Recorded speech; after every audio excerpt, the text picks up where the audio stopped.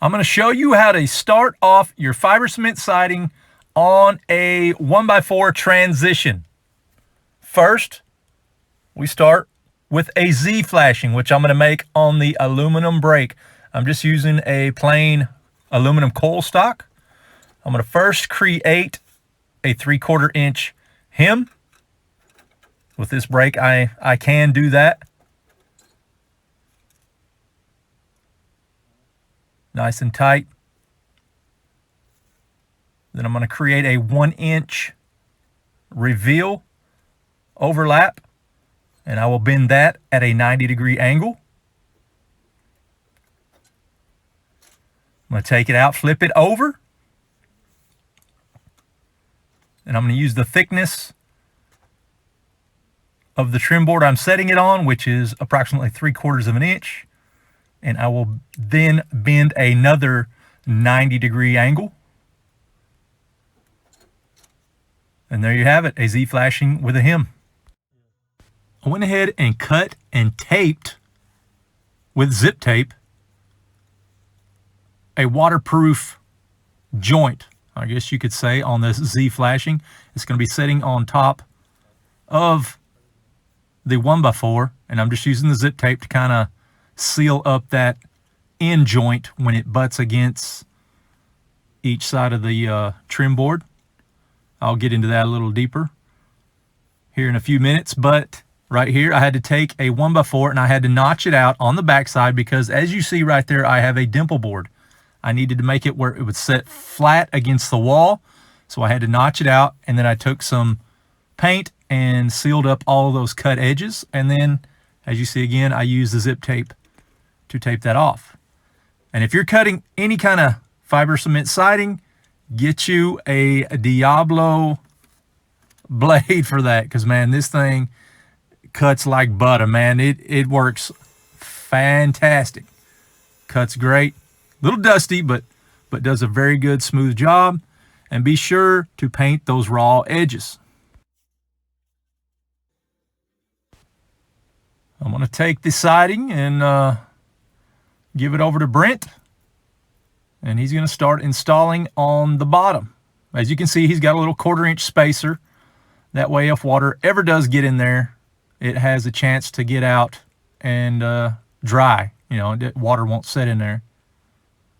And then we'll just level up and use some 1 3/4 inch coated deck screws. I'm using these. I usually use nails, but on this particular application, we took off a bunch of siding. We had a lot of screws left over, and so we're just reusing them. Here's a longer section of the 1x4 I'm using to start off the siding with. And I went with the 1x4 because I wanted a clean transition between the brick and the siding. I didn't want the siding running down on top of the brick and leaving flashing exposed. I'm going to use the 1x, and we'll actually tuck the brick right up underneath the 1x itself, just to give a good, nice, level, clean starting point for the patio. And here, I'll give you a little closer look at what Brent did with the Z-flashing as we cut it and tucked it and tried to make it as watertight as possible. Because if your Z-flashing is setting on top of the 1x, rain blows in, water has potential to get into each end of this joint. So I just measured back 1 inch, cut the face, cut that off, cut the back, but that's it. And then I'll bend it right back into itself. Don't cut it all the way off. That way, it's almost waterproof right there. I'll just cut that little face piece off. That way the siding, the metal will not stick out past the siding.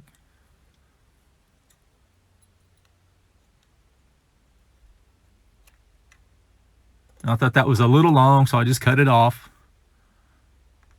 Trimmed it up. That way it's not setting and rising up on the 1x.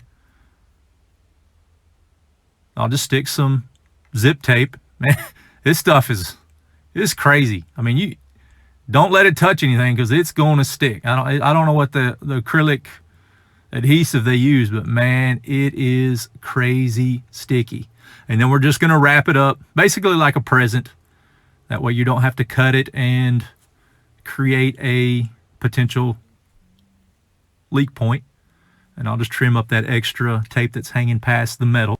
There you have it. We've basically created a waterproof butt joint where the Z-flashing meets the corner trim. You could put a little OSI in behind there if you like. And also, the Z-flashing has a very slight pitch to it, maybe 10 degrees, just to get that water off of there. Use a few narrow crown staples, and it does great. And you can also zip tape, which I prefer to zip tape to the house wrap instead of tucking underneath it, because the zip tape is way more superior than the house wrap will ever be. And don't fasten through your starter piece. Like you saw, I just used a little OSI in there just to use a little adhesive. Paint your edges. That way water won't wick up into the bottom piece of the siding. 1/4 inch shim. And if you can see my layout marks, I marked my studs and I am trying to screw the siding into each stud instead of just randomly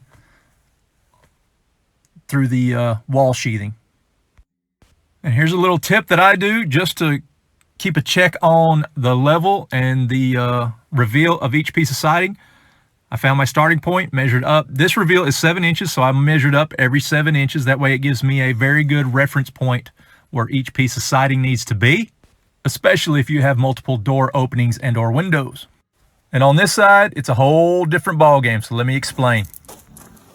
I never found myself in a situation where wood is under grade. So we've got the zip wall under here. We've got a layer of 3 coats of poly wall on there. And then we've got the dimple board, which is taped off. And then we got the flashing, which we also taped off. And then we're gonna put the siding right on top of it. So there's the dimple board. It's basically 3/8 of an inch thick. It's put on the wall to protect the wall from rock and lets the wall in behind it dry out. But I'm using that as my starter piece for the correct pitch on my siding. I guess I got that out correctly. But as you can see, I got a little pitch on there. Right there it's flat, but as you pull it over, it's pitched correctly. I'm not going to have a brick patio on this side, so that's why I did not use the 1x right here. As you can see, I have zip tape as my butt joint flashing in the field. You never caulk that joint. You only caulk the joints where you butt corner joints, door trims, window trims, but just never in the field on your butt joint. That needs to expand and contract. Paint your edges.